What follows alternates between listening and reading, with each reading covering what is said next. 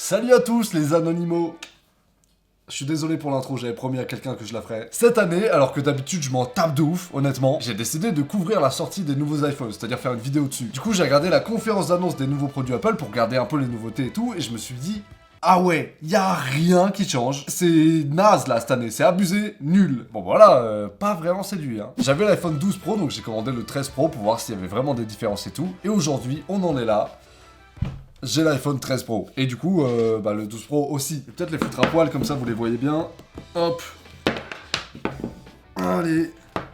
Voilà, 13 Pro, 12 Pro, lequel est lequel C'est chiant, hein. C'est tout le problème de cette année, là, vraiment. J'ai décidé de pas faire direct de vidéos sur l'iPhone parce que tout le monde allait déjà le faire. Vous avez déjà vu des vidéos de tech de partout, dans tous les sens. Moi, je m'en tape un peu. C'est pas ce que j'avais envie de faire. Par contre, je l'ai utilisé depuis le jour de la sortie de l'iPhone 13 Pro et j'ai pu le comparer au 12 Pro. D'ailleurs, j'ai beaucoup utilisé les deux en même temps. Je les ai pas mal échangés, etc. J'ai mis ma carte SIM dans le plus récent, le 13 Pro. Donc, logiquement, quand je prends un téléphone pour aller faire un truc, c'est lui que je prends. Il y a des fois où, en vrai, ça se ressemble tellement que je laissais traîner les deux un peu au même endroit et tout. Et je savais pas lequel des deux j'avais pris. Il y a des fois où je me suis rendu compte 20 ou 30 minutes après, j'avais le 12 Pro entre les mains et pas le 13 Pro. Et simplement parce que c'est pas exactement le même fond d'écran. C'est juste ça qui m'a fait tilter. Hein. C'est une honte. Physiquement, c'est les mêmes, ils se ressemblent. Il y a eu aucun effort de design cette année. Voilà, là c'est, excusez-moi, hein, c'est les mêmes téléphones. Le choix des couleurs sont pas exactement les mêmes. D'ailleurs, je préférais l'année dernière. Voilà. Il y a potentiellement un autre truc qui peut différer quand on le prend en main, c'est que le 13 Pro comparé au 12 Pro est un peu plus lourd, je crois de 15 grammes, un truc comme ça. Ça peut sentir si vous faites très attention, mais en gros, le téléphone là, il fait 200 grammes et celui-là 185. À peu près. Et moi, jamais je ferai la différence comme ça. Le 12 et le 13 Pro, ils ont tous les deux un écran OLED, le même. Il y a une petite particularité en plus sur le 13 Pro dont on parlera tout à l'heure. Mais en gros, sur l'affichage classique pour regarder des jeux vidéo par exemple, c'est pareil. À l'intérieur, d'un point de vue hardware, ça change aussi un tout petit peu sur le 13 Pro. Il est un poil plus puissant, mais en vrai, je suis pas persuadé que ce soit utile. Je me sentais pas du tout limité sur le 12 Pro. Et il y a rien sur le 13 Pro qui m'a fait me rendre compte que la puissance c'était plus utile quoi. Il y a aucun moment je me suis dit putain heureusement que le processeur il tape un peu plus hein. Sinon là c'était la merde hein. Jamais vous allez ressentir la différence de puissance entre le 12 Pro et le 13 Pro. À part si vous faites des tests hyper précis. Les deux font tout tourner. Voilà. Maintenant, je vais mettre de côté le 12 Pro et vous parler seulement des avantages qu'a le 13 Pro par rapport au 12 Pro. Avantages, différences, tout ça. En commençant par la batterie. L'iPhone 12 a une moins bonne batterie que l'iPhone 13, l'iPhone 12 Pro a une moins bonne batterie que l'iPhone 13 Pro, etc., etc. Mais en gros, concrètement, sur la gamme Pro, on a 1h30 en plus sur la batterie. Et c'est toujours une bonne idée de rajouter de l'autonomie, ça régale quoi qu'il arrive, c'est trop bien. Par contre, là aussi, en soi, j'étais déjà assez bien avec le 12 Pro. J'utilise vraiment énormément mon téléphone, il prend cher tous les jours. Et ça a été très rare sur le 12 Pro que j'arrive pas à gérer la batterie. Je faisais pas très attention et j'avais toujours de la batterie le soir. Donc là, ce qui se passe avec le 13 Pro, c'est que je fais encore moins attention, mais en soi...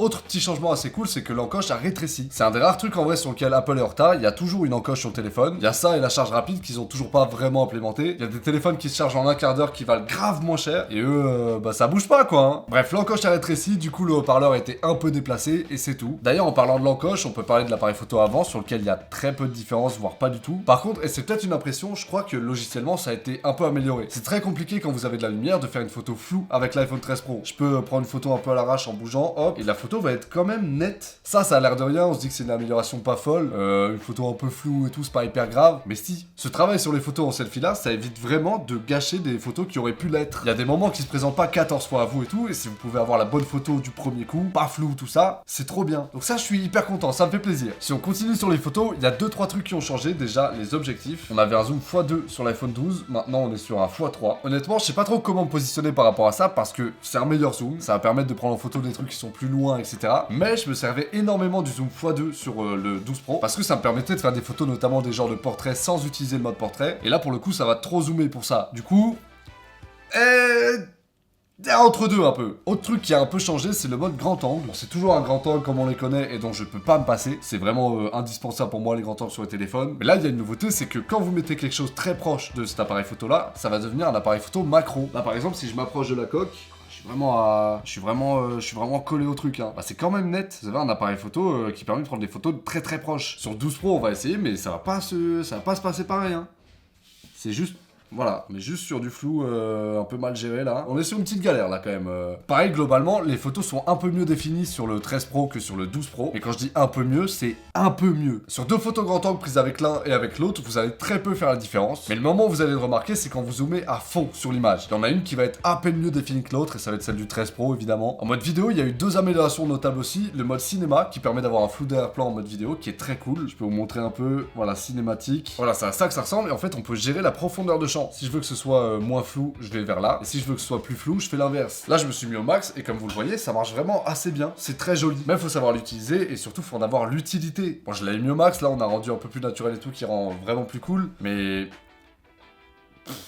je vais pas acheter un nouvel iPhone juste pour ça, quoi, c'est sûr. Par contre, effectivement, ça offre plus de possibilités. Il y a un rendu qui peut être plus professionnel. On peut faire des amorces en ayant un personnage flou en premier plan et un net en deuxième plan. Les intervertir parce que vous choisissez ce qui est flou, ce qui l'est pas. Et je trouve ça cool, mais c'est gadget. La deuxième amélioration qui a été faite, c'est la stabilisation en vidéo et photo. Tout à l'heure, j'ai pris les deux téléphones et j'ai filmé quand j'ai fait ça. Bon, les deux, forcément, c'est pas beau, parce que c'est un mouvement horrible, mais il y en a un des deux qui tremble nettement moins que l'autre, et comme d'habitude, c'est l'iPhone 13 Pro. Tous ces changements, ils amènent à une chose, le seul changement physique qu'il y a entre les deux iPhones, la taille des capteurs. Si vous aviez un 12 Pro et que vous passez au 13 Pro, bah vos coques, il va falloir les changer, parce que ça passe plus, même si physiquement, c'est les mêmes téléphones. Là, j'ai une coque d'iPhone 12 Pro, et en soi, ça va rentrer à peu près, mais le capteur, là, il est plus du tout, hein. La transition est toute trouvée, puisque le sponsor de cette vidéo, c'est Devilcase. Pour être très honnête, quand j'ai reçu leur mail de demande de partenariat, j'étais pas chaud. Je connaissais pas la marque, je les avais vus nulle part, et j'étais en mode, vous êtes qui?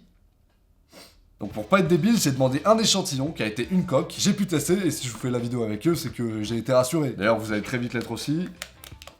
Voilà.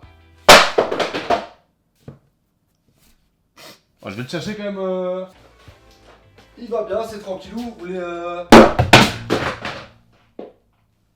un peu mal visé là peut-être. Non voilà, vraiment j'ai testé les coques et je les ai trouvées quali de ouf. Leurs coques sont toutes personnalisables et vous avez deux modèles principaux pour les iPhones, le Guardian édition standard et le Guardian Pro. Pour la Guardian édition standard, vous avez une coque transparente qui est résistante au choc évidemment et qui surtout a des propriétés anti-jaunissement. Souvent les coques transparentes deviennent très vite jaunes parce qu'un produit anti-jaunissement a été appliqué seulement à la surface, ça a été pulvérisé dessus, donc avec la transpiration et les frottements ça s'enlève très vite. Là les particules anti-jaunissement sont directement dans les matériaux qui sont utilisés. Les boutons sont personnalisables, on peut choisir la couleur, c'est fait en aluminium, il y a vraiment pas mal de couleurs dispo. Mais là où ça devient intéressant, c'est qu'on a aussi une bague sur l'appareil photo en aluminium qui là aussi est personnalisable. Donc c'est une coque très simple puisqu'elle est transparente, mais on peut la piper un peu comme on veut. C'est certifié par le test de chute SGS. En très gros, c'est un organisme qui certifie plein de trucs en Suisse. Voilà. Donc logiquement, tout ce qui est chute et impact, c'est ok. Sur les coques Guardian Pro, on a des modèles qui sont plus transparents et sur lesquels à l'arrière, on a une plaque soit en TPU, soit en bois, genre du vrai bois. C'est très stylé. Et on a énormément de possibilités en termes de design, il y a plein de couleurs et des collabs. Perso, je suis sobreman en termes de coque, je préfère les trucs très simples, mais il y a plein de choses qui sont possibles. Et là aussi, il y a une volonté d'être hyper solide. On a à l'intérieur de la coque un motif qui est fait pour absorber les chocs, il est calculé pour ça, mais aussi pour que la charge sans fil fonctionne bien avec la coque. Il y a d'ailleurs des modèles spécialement conçus pour être compatibles avec MagSafe. C'est de nouveau certifié et testé par le SGS pour les chutes de 1,2 m, mais c'est aussi certifié pour la non-toxicité et la résistance à la reproduction de germes. En gros, les bactéries vont beaucoup moins accrocher que sur d'autres matériaux. Pareil que pour la version standard, on a des anneaux qui sont là pour protéger l'objectif de l'iPhone, et tout est personnalisable. Il y a pas mal de dos disponibles, et il y a aussi pas mal d'anneaux disponibles, avec des textures différentes et des motifs sur certains. D'ailleurs, celui-là, je le trouve incroyable. Ces deux gammes de coques là, elles sont disponibles sur tous les iPhones du 11 au 13 Pro Max, mais sur le site de Devilcase, il y a aussi d'autres coques pour iPhone, notamment des coques transparentes gravées, mais il y a aussi des coques pour des téléphones Android, par exemple. Bref, est-ce qu'on reviendrait pas à notre iPhone là? Au niveau de l'écran, le seul truc qui va différer, dont je vous ai très rapidement parlé tout à l'heure, ça va être la fréquence de rafraîchissement, le nombre d'images que va afficher le téléphone. Avant, on était bridé à 60, et là, on est sur une fréquence adaptative de 120 images par seconde. Adaptatif, ça veut dire que ça va être utilisé et poussé au maximum que quand c'est nécessaire. Sur des applications qui sont bridées à 60 fps de base, on va pas en mettre 120. Ce serait con. Et surtout, ça boufferait la batterie à fond. C'est pas une révolution, mais oui, c'est beaucoup plus joli. Là où c'est le plus flagrant, honnêtement, c'est sur l'écran d'accueil, quand vous passez de gauche à droite, que vous ouvrez des applications, tout ça, les animations sont ultra fluides. Pareil sur les réseaux sociaux, quand vous scrollez et que les infos passent vite, bah ça rend vraiment plus beau. C'est beau gosse. Je kiffe. Pour conclure, il y a trop peu de différences avec l'année dernière. Les seules différences qu'il va y avoir, elles sont hyper ciblées et gadget pour la plupart des gens. Cette année, du point de vue de l'achat d'un iPhone, ça ne sert à rien. En plus de ça, il y a beaucoup de gens qui changent de téléphone seulement parce que il en faut un peu plus à la mode physiquement, etc. Cette année, vous avez même pas cet argument-là. C'est les mêmes. Je comprends pas ce qui a été fait. Acheter l'iPhone 12, le 12 Pro, mais le 13 est inutile. Tout ce qu'il y a en plus, c'est hyper gadget. Et si les fonctionnalités qu'il y a en plus, elles servent vraiment à des gens, ces personnes-là, c'est pas des gens lambda. Elles ont un besoin hyper spécifique. Toutes les options qui ont été rajoutées, elles sont cool. On va tous les utiliser si on a l'iPhone 13 ou le 13 Pro. Mais on n'en a pas besoin. On va toutes les utiliser une semaine pour tester parce que c'est rigolo, tout ça. Mais c'est pas utile, quoi. Désolé. Rien à voir là, mais il y a une nouvelle fonctionnalité grâce à iOS 15, c'est une dinguerie, vraiment. Vous pouvez sélectionner du texte à partir de photos. Vous prenez une photo de n'importe quoi avec votre téléphone, s'il y a du texte sur la photo, vous pouvez le copier direct. Ça existait avant grâce à des applications tierces et tout, mais c'est trop bien que ce soit intégré direct. Bref voilà, toute la gamme iPhone 13, je vous la recommande pas du tout, sachant que la nouvelle version d'iOS, le 15, est dispo aussi sur le 12. En plus de ça, à chaque fois qu'il y a un nouvel iPhone qui sort, celui d'avant, il chute en prix. Donc autant profiter de ça et acheter un iPhone 12 qui fait globalement les mêmes choses, qui a le même design et tout, et en vrai de vrai, vous ferez pareil avec les deux téléphones. Apple, vous avez chié dans la colle. Voilà. Le lien des coques Devil Case, si ça vous intéresse, vous avez tout en description. Il y a des modèles que je trouve très cool, tout est personnalisable. Donc si vous voulez des modèles un peu plus originaux que ceux que tout le monde a en ce moment, ou ceux que vous trouvez en magasin, bon n'hésitez pas, en vrai. Et puis voilà, moi je vous retrouve mardi prochain dans une nouvelle vidéo. Et puis voilà, mardi quoi. Bisous.